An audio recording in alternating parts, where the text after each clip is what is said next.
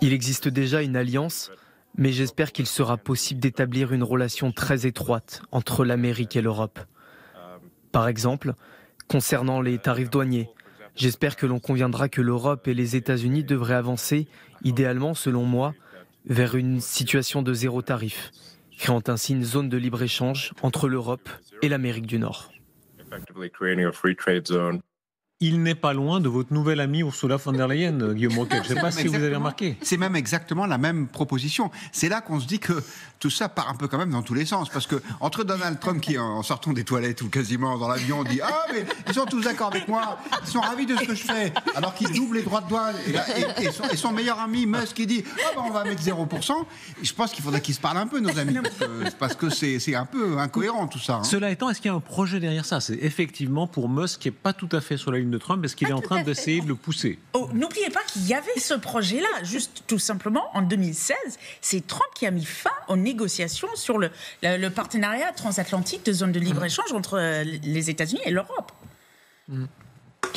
Non, il y a de l'eau dans le gaz entre Musk et Trump, c'est de notoriété désormais quasiment publique. C'est très intéressant de voir que pendant Musk fait une visio pourrie, tous ceux qui sont chargés de porter la parole présidentielle sont dans les émissions américaines les plus importantes en train de dire le contraire de ce que Musk est en train d'affirmer.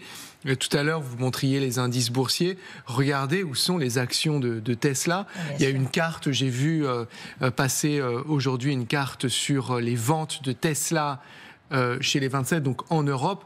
Tout est en chute libre et de manière très très impressionnante. Il est en train de perdre beaucoup d'argent, Elon Musk, en ce moment. Donc je pense qu'il se dit, mince, j'ai peut-être misé sur le mauvais cheval de course. Mais au-delà de l'argent, tout l'empire de Musk repose sur les actions Tesla parce qu'il a emprunté de l'argent contre ces actions Tesla pour financer ses autres entreprises. C'est un château de cartes. Et si l'action Tesla s'effondre, tout s'effondre. Mais ça, c'est la réponse à la question d'Isabelle Saporta tout à l'heure, que tout le monde se pose en réalité. C'est-à-dire que c'est pas tant une fiction de ça. C'est-à-dire, qu'est-ce qui peut arrêter Donald Trump aujourd'hui ? Et qui est-ce qui peut arrêter Donald Trump aujourd'hui ? On a beaucoup dit que Elon Musk, il agrège quand même des formes de puissance qu'on attribue généralement aux États au sens classique du terme quand on définit la puissance. Il a l'argent, il a l'influence, il a la force de projection médiatique, il a la technologie, et pourtant il en est réduit à une visio pour expliquer qu'il faudrait que les États-Unis et l'Europe fassent une zone de libre-échange. Donc lui, manifestement, il est pas dans le cercle premier dans ce moment qui est quand même un moment historique. Et quant aux autres, les Bezos, etc., on les entend finalement très peu. Écoutez la séquence qui va suivre. Alors, il faut vraiment s'accrocher parce que c'est un peu flou, c'est vieux, c'est Milton Friedman, le grand économiste libéral. C'est celui qu'invoque... Qui a un crayon à papier sur ce... Il n'y a plus de crayon à papier. Pas de crayon à papier. Ah voilà, moi j'ai des stylos qui doivent être importés du Japon, à mon avis, c'est pilote. La logique est la même que celle du crayon papier pour ce stylo. Voilà, écoutez bien, parce que c'est l'apologue le plus connu. Il dit le crayon à papier, c'est magnifique. C'est des millions d'hommes à travers la Terre qui collaborent ensemble. C'est le marché. Éloge du marché, éloge de la liberté du marché. Et Musk a tweeté cette séquence en disant rien, justement. Simplement tweeté cette séquence qui, pour lui, est le modèle de la mondialisation libérale, celle qui est en danger peut-être ce soir. Regardez ce crayon à mine. Il n'y a pas une seule personne dans le monde qui puisse fabriquer ce crayon. Le bois duquel il est fait, pour ce que j'en sais, vient d'un arbre abattu dans l'État de Washington. Pour couper cet arbre, il a fallu une scie. Pour faire la scie, il a fallu de l'acier. Pour faire de l'acier, il a fallu du minerai de fer. La partie noire au centre, c'est ce qu'on appelle la mine. Mais il s'agit en réalité de graphite compressé. Je ne suis pas certain d'où elle provient, mais je pense qu'elle vient des mines d'Amérique du Sud.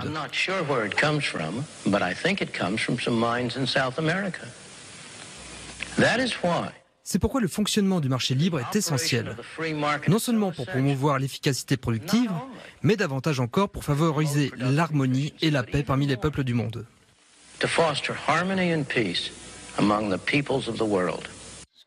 Ça, c'est sûr que quand il y a justement des échanges, il y a de la paix, par définition. Et à l'inverse, encore une fois, c'était entre les deux guerres mondiales, quand il y a du mouvement de protectionnisme, là, il y a des tensions. Expliquez bien, qui était Friedman ? Friedman, moi, j'avais la vingtaine dans les années 80. Pour les gens de gauche, c'était le diable, parce qu'on considérait que c'était le vecteur, le faux. C'est lui qui a inspiré notamment Ronald Reagan et également Margaret Thatcher. Et en fait, il disait que les agents économiques, enfin donc les donc le diable, etc., il a raison. En fait, il faut être crédible vis-à-vis d'eux. Voilà. Il était bien sûr pour la liberté du marché. Bon, il a fait aussi des erreurs. Hein. Et on est à un moment incroyable. Il se passe sur les réseaux des choses fantastiques. On est à un moment où Milton Friedman, qui était l'incarnation du diable libéral, beaucoup de gens de gauche disent il est génial ce type parce qu'il est contre Trump. Et effectivement. Et c'est grandiose parce que vous voyez tous les leaders de gauche français qui disent oh là là, c'est horrible, Donald Trump veut arrêter le libre-échange. Ça prouve bien que leur détestation du personnage va au-delà de leur conviction. Parce que si on est écologiste, on doit se réjouir de l'augmentation des droits de douane qui va faire qu'un produit ne fait pas 3 fois le tour du monde avant d'arriver chez le consommateur final, comme c'est le cas du smartphone. Ouais. Il y a juste une chose qui a changé entre ce que disait Friedman et aujourd'hui, c'est que Friedman dit le libre-échange, non seulement c'est bon pour le business, mais aussi c'est bon pour la paix entre les peuples. Ça, c'est pas nouveau, c'est ce que Montesquieu appelait le doux commerce. Simplement, aujourd'hui, tout cet argent qui le gagne avant toute chose, qui est le grand gagnant du commerce mondial, c'est la Chine. Et la Chine, elle s'en sert pour quoi ? Elle s'en sert pour financer une politique de puissance, une politique de réarmement, une politique de développement presque géographique dans sa zone pacifique où passe son temps à essayer de conquérir de nouveaux territoires, de faire pression sur d'autres pays. Et donc, c'est une réalité générale, c'est que depuis quelques années, nous avons quitté l'ère de la paix universelle ou de la fin de l'histoire, comme disait un autre penseur, et qu'il y a aujourd'hui une agressivité qui est nourrie par le commerce. Donc, en ça, Friedman est un peu démodé. Il y a un mot qu'on n'a pas encore utilisé, je ne sais pas si vous l'avez noté, c'est le mot réactionnaire. La fameuse internationale réactionnaire dont parlait Emmanuel Macron. Au fond, Trump est-il un réactionnaire au sens propre, quelqu'un qui veut revenir à un temps d'avant où effectivement la mondialisation n'était pas ce qu'elle est aujourd'hui. Aujourd'hui, depuis 20 ans, depuis 40 ans peut-être, la mondialisation a poussé les échanges à un point extrême. Est-ce que Trump veut revenir à un monde peut-être, certains diront, plus équilibré, où les échanges étaient moins considérables, où les pays occidentaux étaient plus industrialisés ? Pour moi, la pensée réactionnaire, elle s'oppose au progressisme. Et donc, moi, voilà, effectivement, Donald Trump, il est réactionnaire sur toutes les questions, j'allais dire, sociales, identitaires. Mais en matière économique, je ne pense pas qu'il soit réactionnaire. En revanche, il est dans une certaine mesure révolutionnaire au sens propre du terme, parce qu'on est en train de se faire un grand tour, une grande circonférence pour nous ramener au 19e siècle. Et donc à l'époque du mercantilisme, effectivement, où l'or est la valeur refuge, et c'est comme ça qu'on mesure qui est le plus riche et le plus puissant et le plus sûr. Mais effectivement, en fait, il y a une sorte de synthèse entre ces courants qui anime et qui irrigue effectivement le Trumpisme. Et Isabelle Saporta tout à l'heure parlait de J.D. Vance. Vous avez ces personnages, et on le voyait tout à l'heure, et c'est très important et notable. Ça n'était pas le cas de Mike Pence lors du premier mandat. Le vice-président, il est là, il est à ses côtés. Parce que Donald Trump, en fait, et c'est le commentaire que vous faisiez tout à l'heure sur son côté stratégique, Guillaume, c'est quelqu'un qui a quelque chose d'assez indéniable, il a du flair. Mais maintenant, est-ce qu'on peut se fier au flair de Trump quand on parle du sort de l'économie mondiale? Ça me paraît être quand même un pari extrêmement risqué. Laguerre, pensons contre nous-mêmes 2 secondes. Vous qui êtes très écolo, il a raison, Darius Rochemin. C'est-à-dire qu'au fond, cette espèce de façon de faire tourner tout ce qui est, ce que disait Guillaume aussi tout à l'heure, tous nos biens de consommation 1 milliard de fois n'a absolument aucun sens. Oui.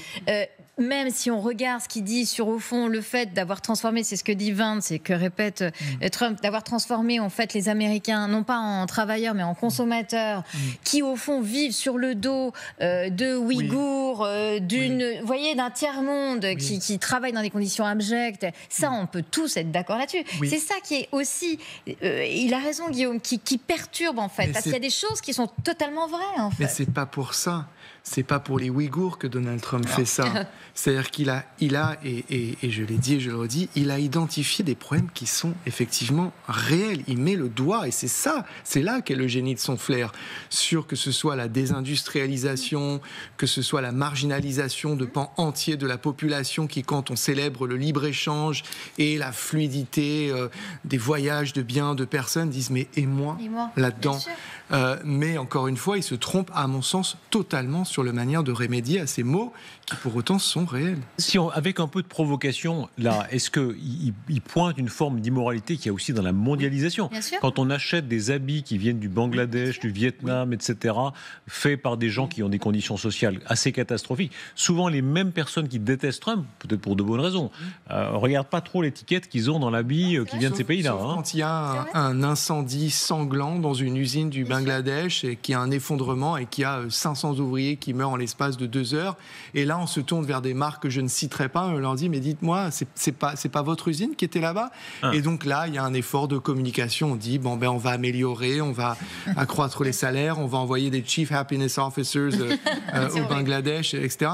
Mais effectivement, il y a cette hypocrisie, elle est réelle et vous avez raison de la pointer du doigt. Que va-t-il se passer maintenant, dans les heures qui viennent ? On va revenir évidemment à ce bras de fer d'une violence folle avec les Chinois. Le monde entier qui, dit-il, vient à la Maison-Blanche ou appelle la Maison-Blanche pour tenter de négocier avec Trump. Écoutez sa déclaration ce soir.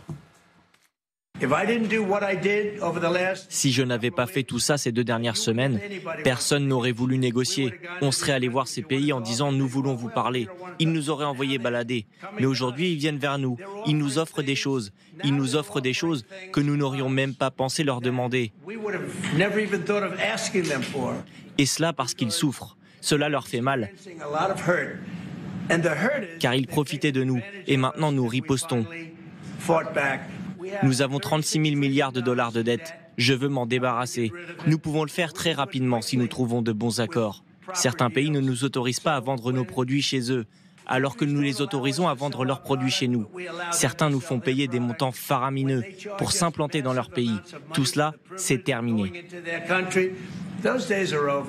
Expliquez-nous ce qu'est la logique de la force. Là, quand il dit, si j'étais allé poliment dire aux Européens, aux Chinois, est-ce qu'on pourrait rééquilibrer nos échanges, etc., il y aurait aucun... Mais là, par la force, il obtient quelque chose.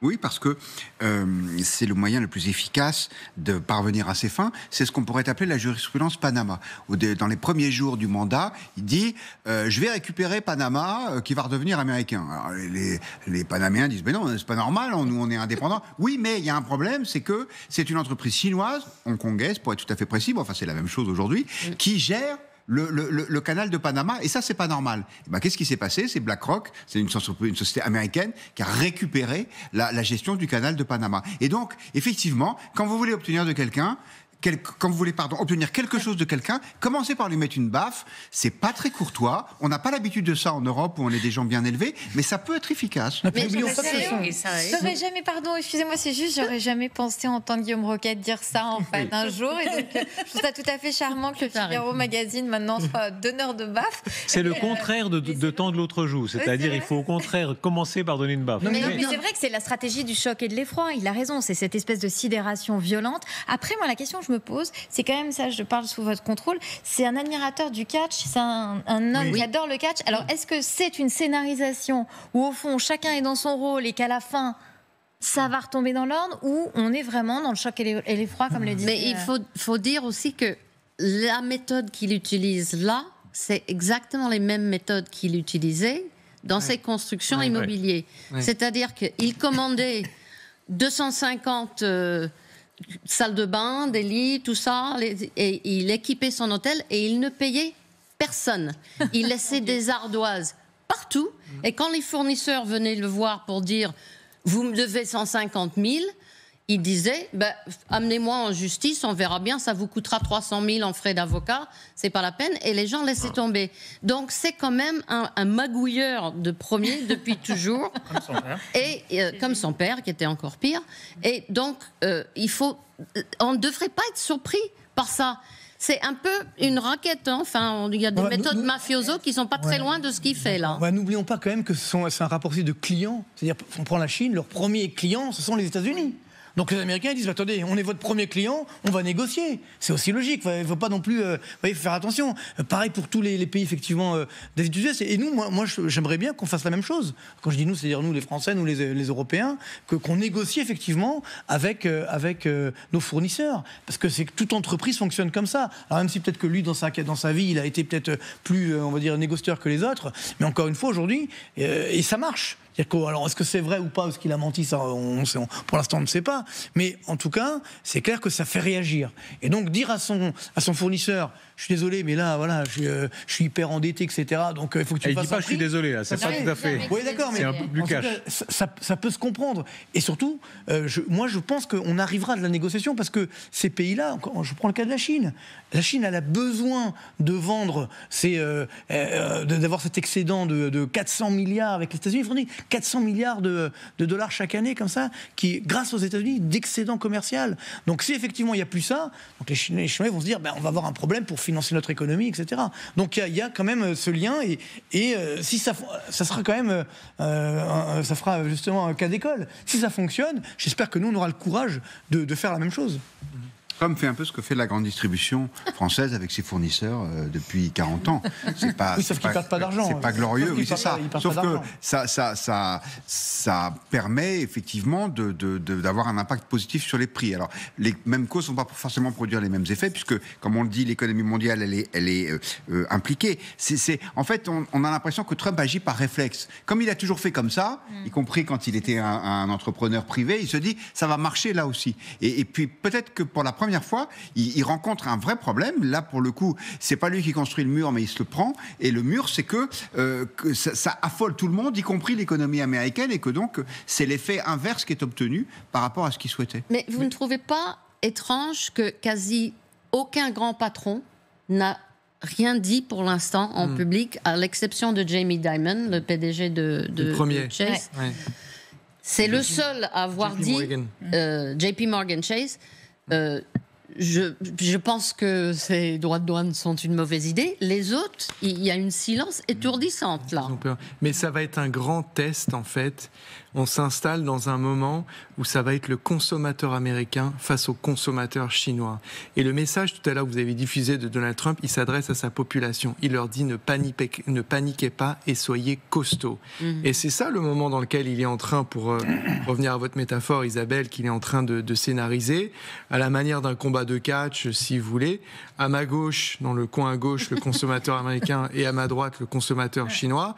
Et les Chinois vont tenir le même discours. Et quand on voit la manière dont la population a été tenue pendant la période Covid et ce que le pouvoir chinois a imposé à sa population en termes de confinement, bonne chance aux Américains, parce qu'ils peuvent être plastiques, il y a une certaine plasticité, mais il y a quand même, au bout d'un moment, il y a une rupture. Justement, les Chinois ont beaucoup souffert de ça. C'est pourquoi ensuite, ils ont lâché. Et c'est pour ça aujourd'hui, les Chinois sont. Le gouvernement chinois, il sait qu'il est quand même en danger. C'est pour ça qu'il a lâché. Et c'est dans cela que, pour l'instant, aux États-Unis, malgré tout, ça reste quand même une démocratie. On a le droit de penser. On a vous comprenez ce qu'il y a toujours. Oui, d'accord, mais comme la liberté de la presse, plus ou moins, ce qu'on n'a pas du tout, effectivement, aujourd'hui en Chine. Est-ce qu'il y a une logique prédatrice encore plus poussée ? C'est-à-dire de la même façon que l'Empire romain disait on fait venir l'huile de Provence et la vigne de Provence et puis le papyrus d'Égypte, etc., etc. Il fait un pas dans le sens toute richesse du monde doit revenir aux États-Unis de manière un peu coloniale, mécanique. Oui, mais je disais parce que j'avais été marqué tout à l'heure, vous parliez de l'exemple du Vietnam avec monsieur Raffarin. Et il veut, à mon sens, vietnamiser l'économie américaine, c'est-à-dire dire dorénavant, c'est nous qui fabriquons et c'est vous qui achetez. On va inverser la chose. Donc ça veut dire qu'il n'est pas contre le libre-échange, mais il veut changer les règles du jeu et inverser également les rôles. Mais vous réfléchissez, vous savez ce que c'est le taux de chômage aux États-Unis aujourd'hui ? C'est quasiment de l'ordre de l'incompressible. Il est aux alentours de 4%. Il a légèrement augmenté, il est sous la barre des 5%. Alors pourquoi cette obsession pour les emplois ? Tous ceux qui négocient avec Trump disent le mot magique, c'est les jobs. Il faut lui parler de jobs et puis il dit là c'est intéressant, ce qu'on me dit est intéressant. Mais oui, mais parce qu'il n'a pas compris compris que, si vous voulez, encore une fois, il n'y a pas la main-d'œuvre, il n'y a pas le savoir-faire, il n'y a pas les usines, il n'y a pas l'espace, il n'y a pas les permis, il n'y a pas tout ça. Donc il s'est installé dans une espèce de fiction et il entretient aujourd'hui une atmosphère courtisane où les gens lui disent « Ah oui, très bonne idée, excellent, etc. » Et puis après, ils vont dans les émissions de télé pour dire alors qu'est-ce qu'il veut le patron ? C'est le patron qui décide. Vous verrez bien. Mais enfin, il faut quand même maintenir le taux de chômage de plein emploi, c'est-à-dire les 4%, même si effectivement il est artificiellement bas, on est plutôt à 6, 6,5, mais il faut quand même le maintenir. C'est-à-dire le danger, c'est que le taux de chômage augmente. Oui, bien sûr. Là, on se dirige vers ça. Voilà, c'est pour ça qu'il faut éviter cela. Mais d'un autre côté, par rapport, effectivement, on ne va pas avoir des gens qui vont faire les casquettes, mais lui, ce qu'il voudrait, j'imagine, c'est des personnes qui construisent les robots. Oui, mais quel patron lui fera confiance aujourd'hui ? Pour l'instant, vous l'avez dit, pour l'instant, les patrons, pour l'instant, ils disent rien. J'ai encore beaucoup d'informations à vous donner avant qu'on avance, puisqu'il y a notamment le bras de fer avec les Chinois. Il y a l'anniversaire d'Elisabeth Shepard-Salam. On applaudit Elisabeth Shepard-Salam. Bon anniversaire, Elisabeth. Regardez, voilà. Merci beaucoup, Elisabeth. Vous êtes une fidèle de l'émission. Regardez, j'arrive à faire rougir. Elle arrive à faire rougir. Oh, bravo, Elisabeth. J'adore ça. Très bien. Bon anniversaire, Elisabeth. On vous embrasse en pensée. Et celles et ceux qui nous regardent, vous avez beaucoup de fans, je vois, sur les réseaux sociaux, qui aiment la qualité de vos analyses. Alors, bon anniversaire doublement.